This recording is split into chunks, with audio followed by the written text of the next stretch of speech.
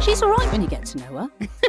This is my podcast, and it takes you from your restrictive, toxic, life-limiting 9 to 5 into a life on your terms, full of freedom and flexibility as a self-employed virtual assistant. So whether this is your first introduction into the possibility of becoming a VA, or perhaps you've been doing a bit of Googling already, I'm going to get rid of the overwhelm, rid of the self-doubt, and show you that this life is possible. I've not just started this rodeo, you know. I'm Catherine Gladwyn, and I've been doing what you think is impossible since 2015. Shall we get started?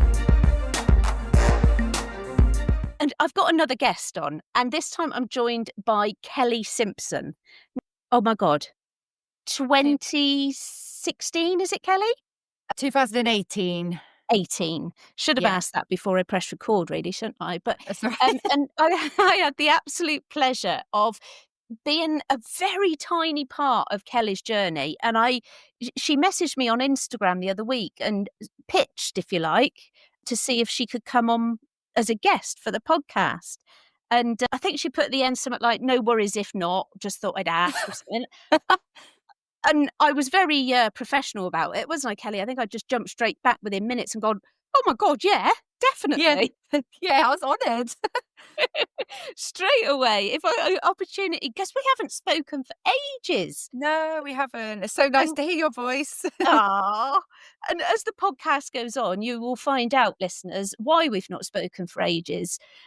Yeah, it's been a little bit busy for Kellie, and something I think I saw on Threads a few weeks ago, possibly, where somebody, just this random guy, put out a thread saying, it's all very well looking at people's feedback straight after they've bought something, but what about 12 months later or 2 years later? And I thought, do you know what? That is a really good point, because I get some incredible reviews for the VA Starter Guide and my other courses, but most of those are written just after somebody's implemented everything and they're so excited about their journey. So I've been busy kind of like getting case studies from people that are 12 months, 2 years on or whatever. So when you messaged me at the most perfect time, Kellie, because right now I've got to do some maths. 2018 to, is it 7 years? Yeah, 7 years this year. So Kellie's been in business now as a VA for 7 years. And she actually taught me something, because I know that the listeners will be aware about my niching thing. You know, I always say niche to your services, because there are so many sectors that don't need what you're offering, or you limit yourself, you isolate yourself and you put other people off. But there's two exceptions, and that's legal and medical. And Kellie Simpson is always the one that comes to my mind when I think of legal, and medical is Sam Brennan. But because those two areas are so specialised, and people that work in those areas, lawyers and what have you, they need somebody that understands. And Kellie came from that background. So I've been waffling on for 4.5 minutes already, Kellie. I'm going to have to edit that down, I think. But can you tell me what was your background before you came into the VA world? So my background was legal. So when I left college in 2020, at the age of 18, when I left school, I went to college. I did a secretarial and administrative diploma for 2 years. I'm just going to stop you there a minute, Kellie, because you were not 18 in 2020. So you're going to have to stop lying. No, I was. I was. Then, God. So yeah, when I left college and I got my first job was in a law firm. So it's where I stayed. So my whole career, ever since I left college, has always been in legal. So it's just the perfect fit, really, for transitioning into the virtual assistant world. However, when I started, I did not niche in legal, because this was pre-COVID, and I kind of thought to myself, you know, law firms always have PAs in the office. They don't use virtual PAs. They're not going to really need my service. So initially I didn't specialise in legal. It took me 6 months to get my first client, which funnily enough was a legal consultant. So yeah, I was working for her. And then, as then COVID arrived, the legal side of my business just absolutely took off. So here I because am. It's like that. COVID was such a brilliant time for a lot of It people, and was, such yeah. it was from one extreme to the other. It was a hugely traumatic time for so many, but in other cases, it was wonderful because it taught a lot of people that your business is adaptable. You don't have to be going the route that everybody's always gone. You know that you don't need an employee. You can Yeah. have a virtual assistant, and business continues exactly as it was, if not better, because you're saving money. So Yeah. yeah. Yeah, it really did open up the world to sort of virtual working and cloud-based working and being able to work from home, work remotely. It's just changed so much, hasn't it, in life now? We've Oh, all just become more online as Ab a world. yeah, and it really, I mean, I've been saying this for years, is that I virtual assistants need to break into the corporate world, and you've kind of done that. You are the success story for that. You have done that, and I think I think if solicitors can get on board with it, then other people can as well, Oh, because 100%. so, just going back to niche again, it worked wonderfully for Kelly, and not just because of the pandemic. It's because of her knowledge and her expertise. And again, that's the same with medical. I've seen something today online where somebody is niching like to the craft sector, and that's because they know that sector themselves. They used to work there, but unfortunately, there's not much money to be made from making crafts, and unless you're a massive company. Mm. So people do need to go careful with their niching. And I just wanted to put that out there to begin with, but that Kelly is absolutely on the brilliant path with it, and Yeah. has done wonderfully. I mean, you're based in Devon now, aren't you? Yeah, that's right. Yeah, in Devon. And again, had I not started I was in living in Bristol when I started my business, and as my business did well, we kind of looked at coming back to Devon because this is where I grew up. I moved away from Devon initially because the wages down here are not the best. Moving up to the city, obviously, the wages do go up. So, had it not been for me having my VA business, I just don't think we would have ever been able to come back because I wouldn't have wanted to take a pay cut.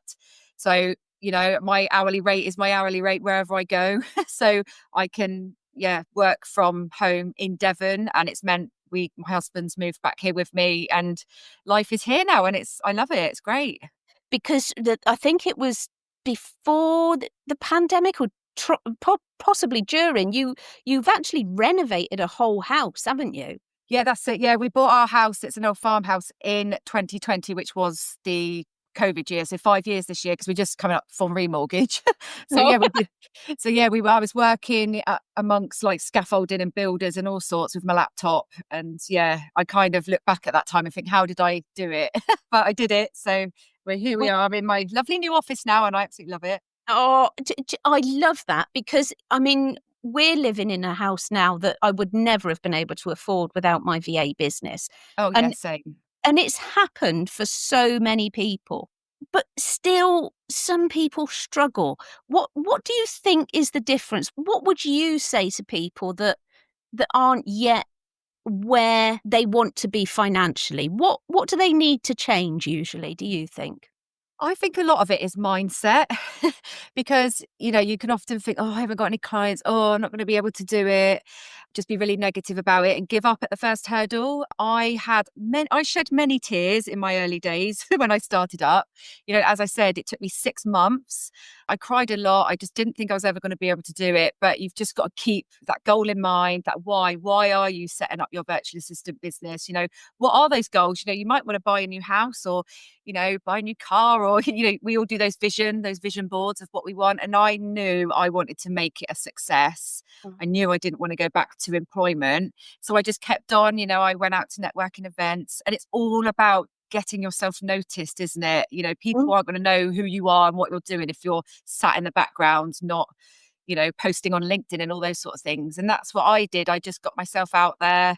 I went to networking events. I started building my network, engaging on LinkedIn, making friends, making, acquaintances in the legal world and building relationships and taking opportunities when they come along.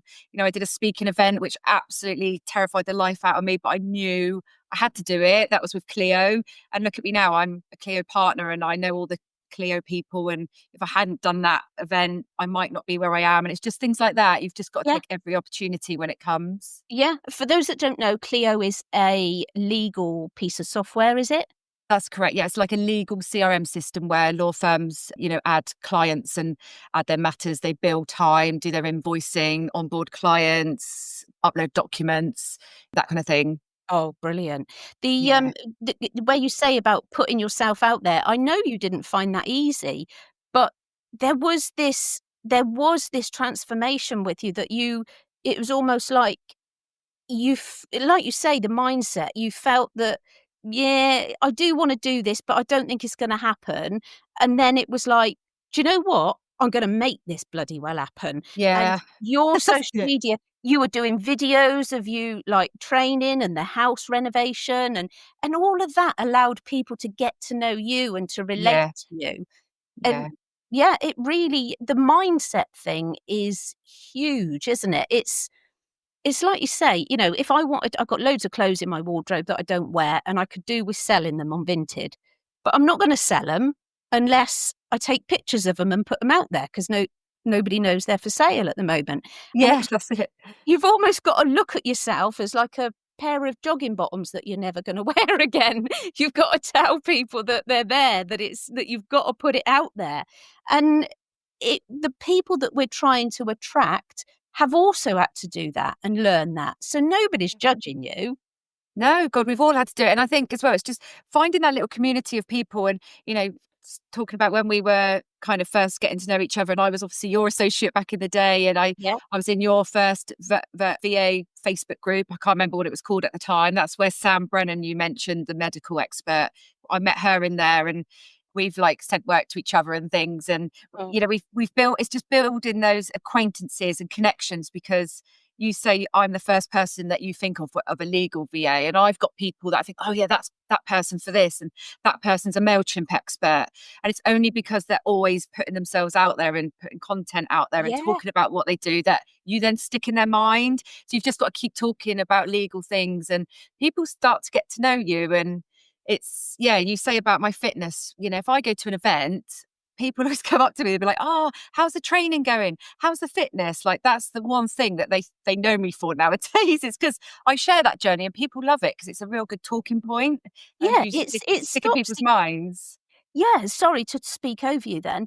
It stops the awkward conversation, doesn't it? That where Yeah, you sort of because if you go to an event and you're just talking business, it starts to feel a little bit awkward because you think, "Oh, I don't want to buy their stuff, but I just want to talk to them." And yeah, you've got something else to talk about when you share the personal aspects. But also, you saying it's a word I don't use enough anymore, but becoming the expert, yeah, showing yourself as the expert. We're often too scared to share our expertise because we think, well, if we show somebody else how to do something, then they'll just do it themselves. And I've talked myself out of a client. But yeah. it doing that and sharing your expertise actually shows that you know your stuff. Oh, 100%. And that's one huge thing that I took away from working with you is at the time when I was in your group, I was doing my Asana power hours, if you remember. Yeah. And that was because I wasn't really niching in legal at that time. It's like, yeah, and I used Asana and I still use Asana to this day. I absolutely love it. I use it with my team. Oh, And I used to do my power hours. But then as that kind of dwindled out and I was getting more into the legal and the Clio work started coming in, it's like, oh yeah, Catherine would say, like, become an expert at this. So I now feel like I've become the Clio expert. So it's kind of led into that. And it's been amazing. yeah, and you'll be like you say, you'll be known for that as well. We don't want to know that Kelly. Well, we do want to know, but if it's just like, oh, Kelly is great at communicating with professionals, that's really good.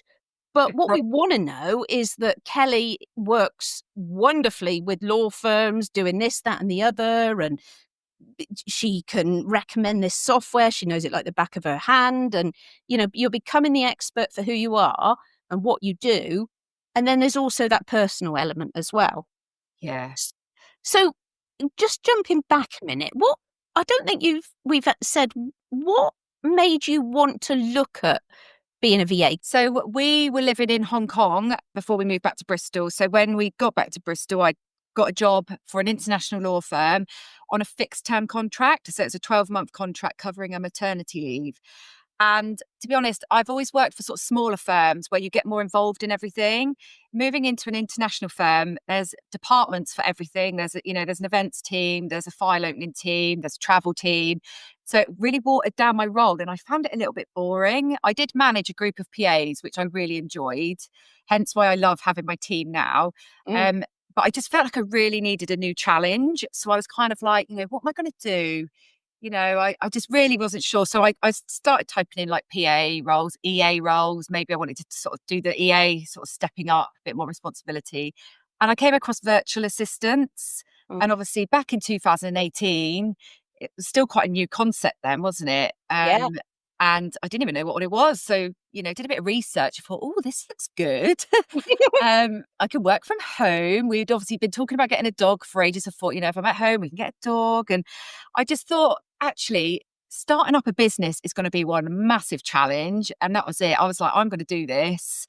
The seed was planted and I was away. And I'd met this girl actually in Bristol, and she had just set up her own business as a recruiter. And I was just in awe of everything she was telling me. And I was just like, oh, I want to do this. And she was really like a big inspiration for me starting as well. And I'm still friends with her now. And she's actually running she's designing her own clothes. So she's taken a total like 360 turn and doing something different. But yeah, she really inspired me. And yeah, I just knew I was going to make it a success.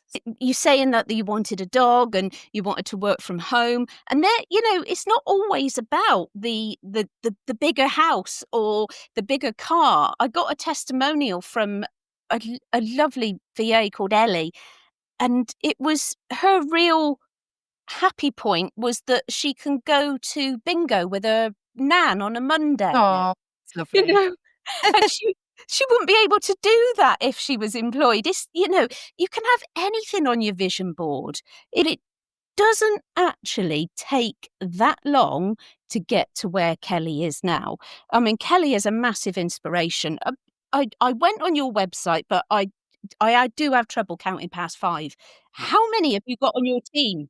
Um, so I've actually just, one of my associates just finished last month who was with me from the start, but she's got her own business now. And yeah, so that was a little bit sad losing her. So I'm now 15 associates and Jesus. I've got 2 of my own PAs as well. So they work together. Emma's the main VA and then Stacey's the associate that works with Emma, and they both help me with different things. So yeah, they're great. I couldn't do without them now. And it's also been great because me actually using my own PAs and outsourcing my own work is like I'm practicing what I preach.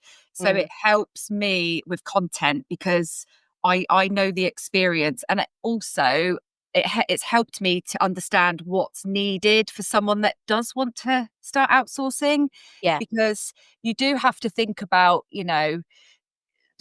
like, I want to say SOP guides, so standing operating procedure guides, like user guides in sort of, what's that word?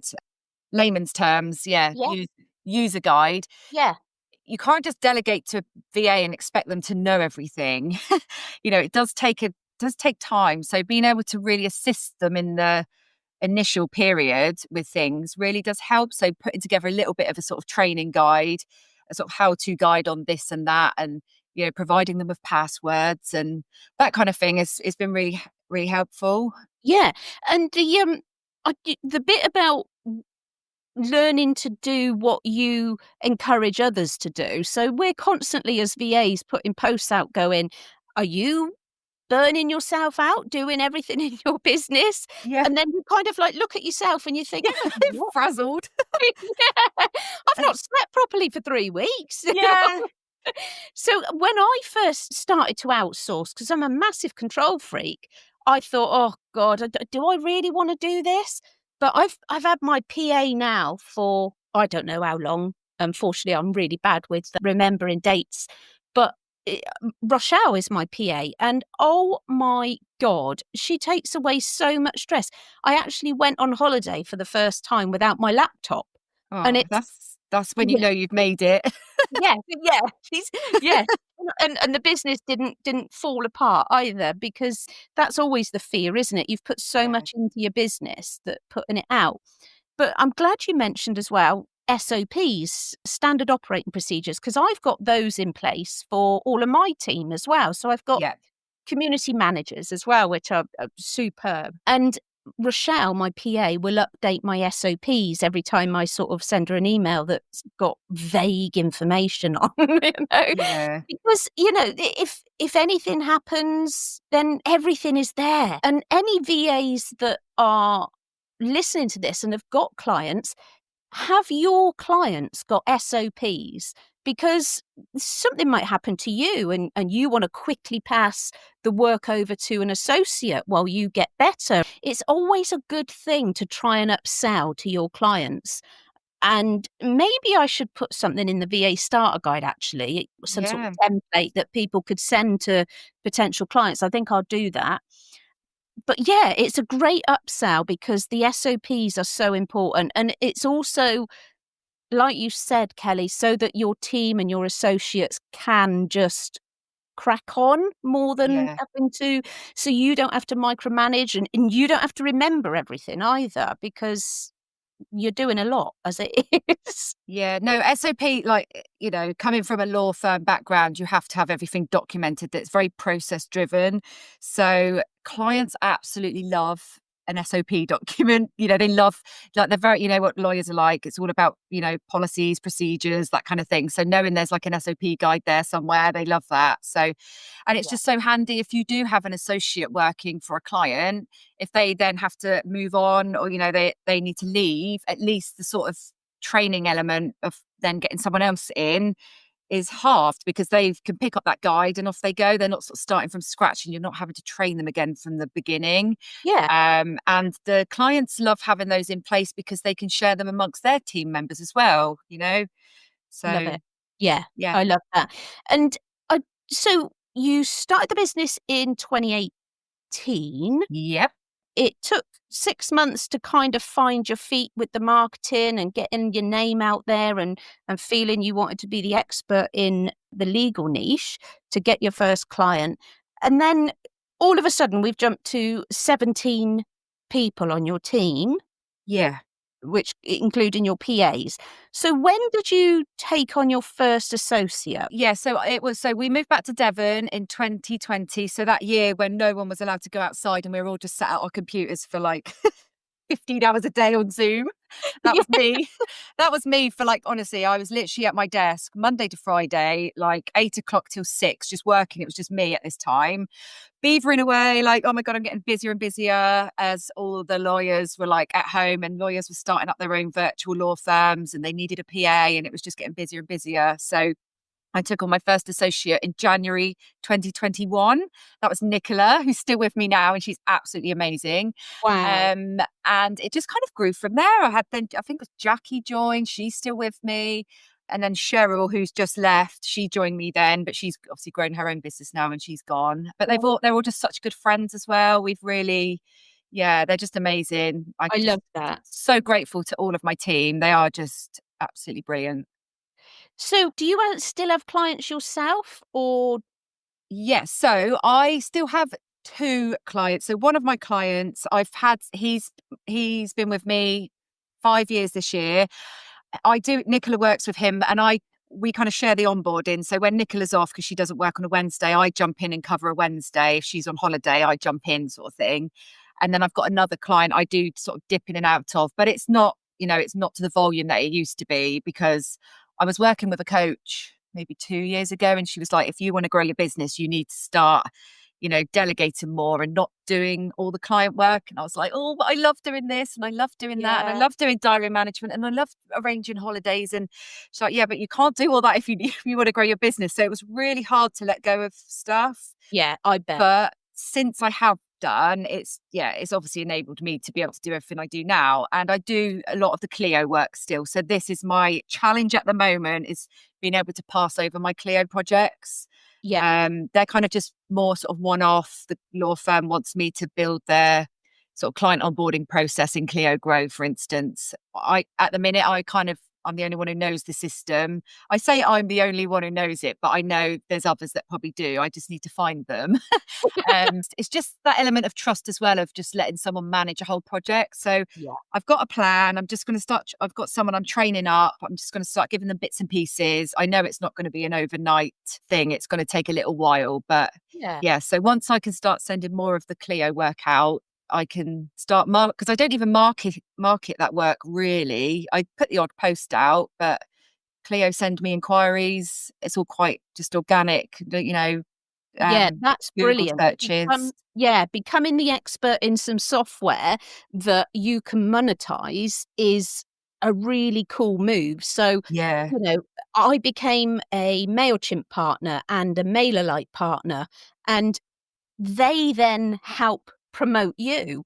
yeah, And yeah, so all of my MailChimp work came via MailChimp. And of course, it's high paying client, people that really do want that support. Um, you mentioned about having to let go of things, and then that enabled your business to grow. yeah, And that is such a huge thing. I do say to the new and aspiring VAs, you've got to think about people's pain points to help sell what services you're offering. And I think a lot of business owners who haven't yet outsourced don't realize that it doesn't just give them extra time to do other things in their business that they've perhaps not been able to do. It gives them headspace, breathing space to kind of think, right, this is where I am now. I think I could go a bit further. I think I yeah. could do this. Just having that room to expand and even think about expansion is something that a VA can bring to a business as well, because you're giving them, like I said, headspace, aren't you? Yeah, that's it. And I think not all VAs want to grow a team. They're quite happy just, being by themselves, and that's absolutely fine. But if you do, want to grow a team, then you do have to start looking at letting go of clients and perhaps moving them over to associates. So then you've got more time to do the social media and do the marketing, because that's, yourself. It takes a lot of time, doesn't it, to do the social media. Oh, That's why I've got a PA to help me, because it's just, and even then, some weeks I just don't do it because I do get a bit busy. yeah, So I bet you do. Because you like your work-life balance as well, and so you should. Now, it's quite unusual for, well, no, maybe not, because I've had a few that have been with me for quite a few years now, but sometimes we get associates that don't stay with us for long at all, and that can make it kind of hard work having to keep, in inverted commas, recruiting. mm. Um, but you kind of have found the success with that, by the sounds of things. Are there any tips? What do you do to find the right people? Yeah, it's a hard one, isn't it? I mean, initially trying to find legal VAs was quite tricky because there weren't many VAs around in general. So it was quite tricky at the start. But I say now it's definitely easier. I know I've had some come to me that, oh, Catherine sent me to you. So you Sorry. But no, that's absolutely fine. I think the biggest challenge is, like you say, is trying to find associates that it's hard, because for me, I'll look at an associate, and if they've got a really snazzy website and they're all over LinkedIn, I kind of think you look like you want to be really successful, and I'm gonna take you on tomorrow, and you're probably gonna have clients by next month.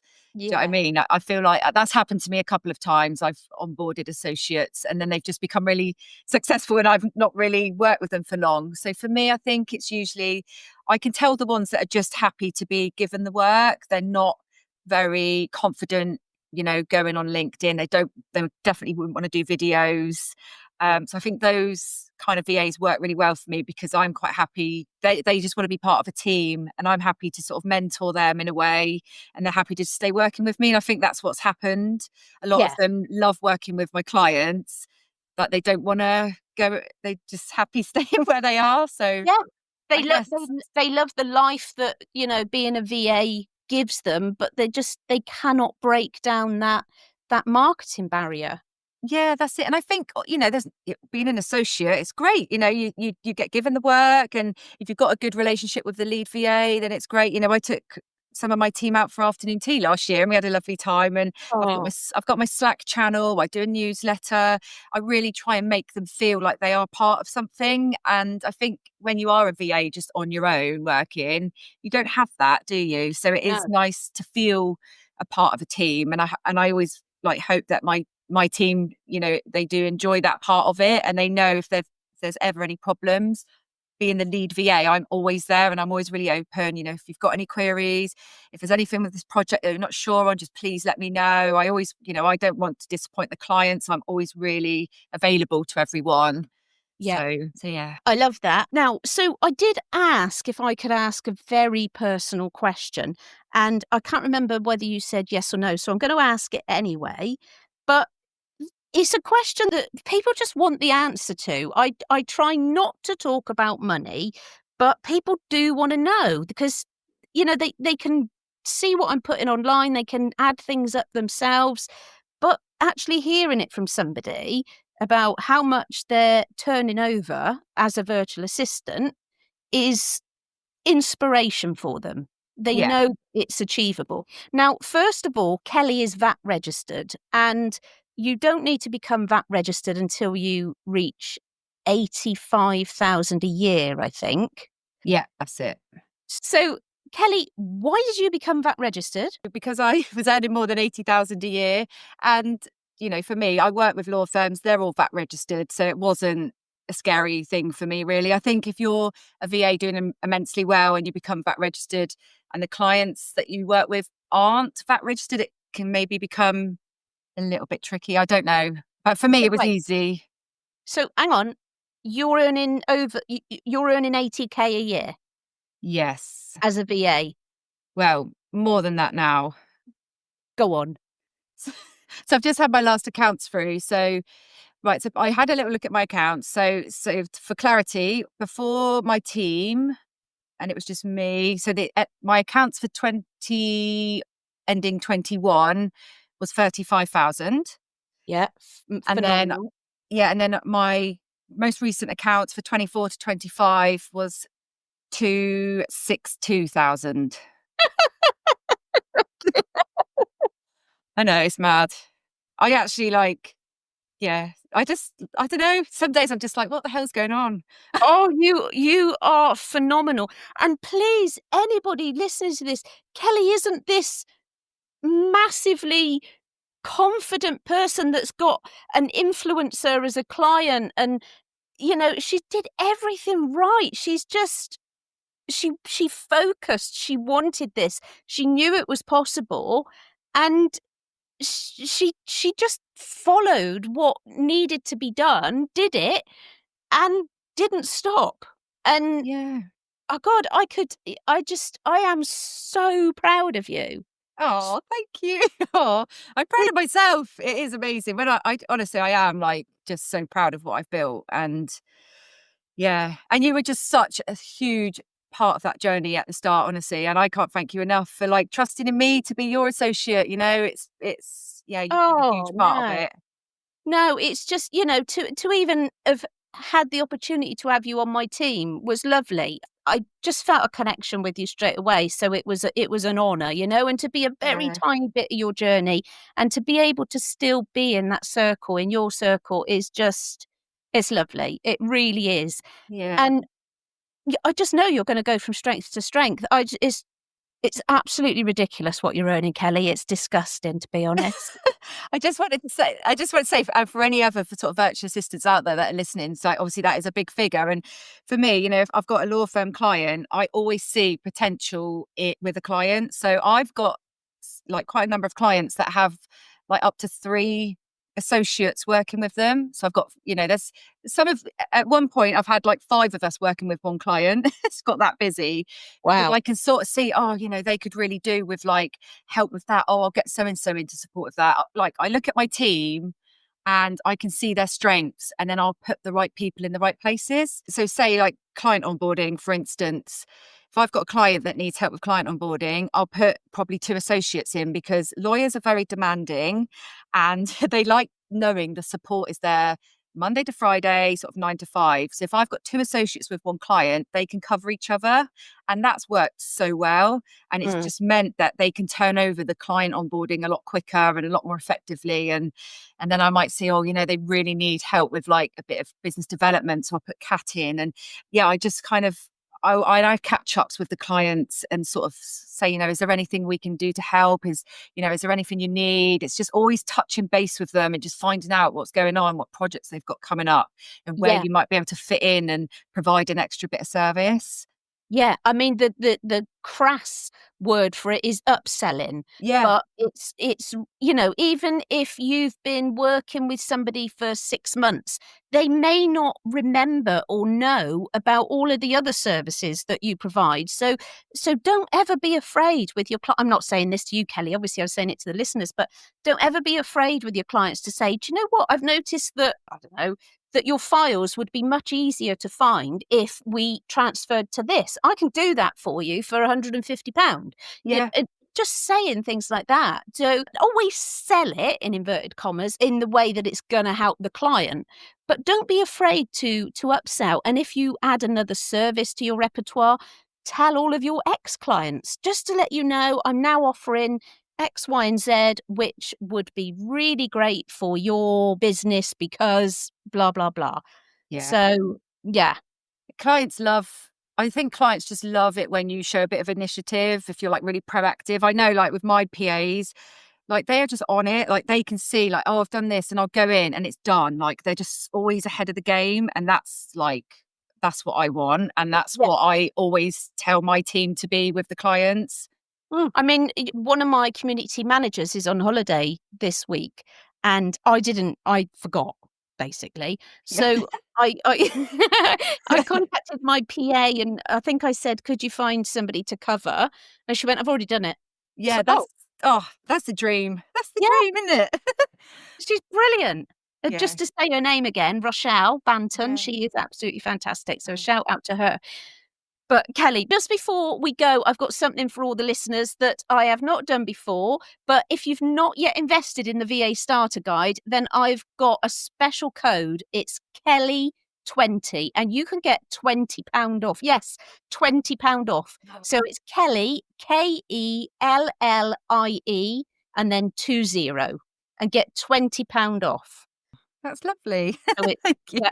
So honestly, Kelly, it's been lovely to speak to you, and I am just really glad that you got in touch. And me too. And me too. No, thank you. It's lovely to speak to you again. Take care, Kelly. Yeah, and you, Catherine. Speak to you soon. Bye. Bye. If you're ready to reclaim your independence, then subscribe to this podcast because there is so much I'm going to give you. Oh, you got to subscribe on your favourite channel, it says. What channel? Is it? I ain't going to be on the BBC, am I?